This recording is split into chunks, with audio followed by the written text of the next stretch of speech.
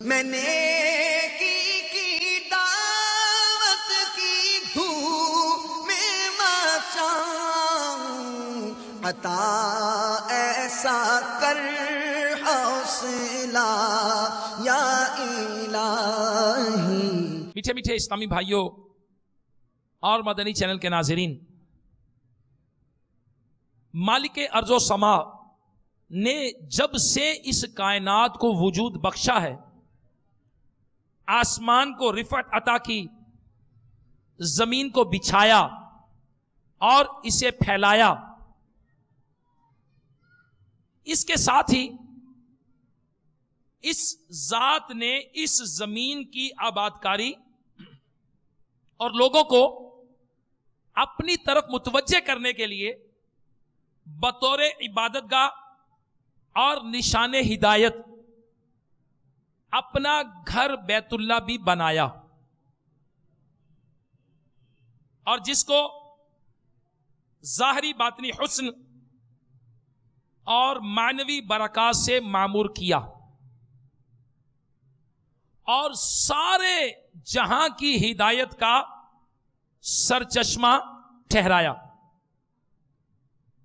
مشرق سے لے کر مغرب تک، اور اسلام کے ماننے والوں کو اسی کی طرف منہ کر کے نماز پڑھنے کا حکم ارشاد فرمایا گیا۔ اس گھر کی تعمیر میں حضرت آدم صفی اللہ علی نبینا علیہ الصلوۃ والسلام، حضرت ابراہیم علیہ السلام، حضرت اسماعیل ذبیح اللہ علیہ الصلوۃ والسلام، اور خود ہمارے پیارے آقا مدینے والے مصطفیٰ صلی اللہ تعالی علیہ وسلم نے اس کی تعمیر میں حصہ لیا۔ میرے میٹھے میٹھے اسلامی بھائیوں، مسجد کا لفظ یہ سجدے سے نکلا ہے، جس کے لفظی معنی ہے خشوع خضوع کے ساتھ سر جھکانا، اور اصطلاح میں مسجد اس مقام کو کہتے ہیں جہاں مسلمان بغیر روک ٹوک کے اللہ تبارک و تعالیٰ کی عبادت کر سکیں۔ میرے میٹھے میٹھے اسلامی بھائیوں اور مدنی چینل کے ناظرین، اسلام کے تصور عبادت میں مسجد کا بلا شبہ ایک اہم مقام ہے۔ اسی اہمیت کے پیش نظر مسلمان جہاں بھی گئے مساجد کی تعمیرات کرتے گئے، اور نبی کریم صلی اللہ تعالی علیہ وآلہ وسلم نے جب مکہ مکرمہ سے مدینہ شریف ہجرت کی تو میرے آقا صلی اللہ تعالی علیہ وآلہ وسلم نے وہاں بھی مساجد کی تعمیرات کی۔ چنانچہ دعوت اسلامی کے اشاعتی ادارے مکتبۃ المدینہ کی مطبوعہ کتاب سیرت مصطفیٰ صلی اللہ تعالی علیہ وسلم میں ہے کہ قباء میں سب سے پہلا کام یہ مسجد کی تعمیر تھی۔ اس مقصد کے لیے حضور نبی کریم صلی اللہ تعالی علیہ وآلہ وسلم نے کلثوم بن ہدم رضی اللہ تعالی عنہ کی ایک زمین کو پسند فرمایا جہاں کھجوریں سکائی جاتی تھیں، اور اس جگہ پر آپ صلی اللہ تعالی علیہ وسلم نے اپنے مقدس ہاتھوں سے ایک مسجد کی بنیاد ڈالی، اور یہی وہ مسجد ہے جو آج مسجد قباء کے نام سے مشہور ہے۔ اللہ تبارک و تعالیٰ سورہ توبہ میں ارشاد فرماتا ہے، یقیناً وہ مسجد جس کی بنیاد پہلے ہی دن سے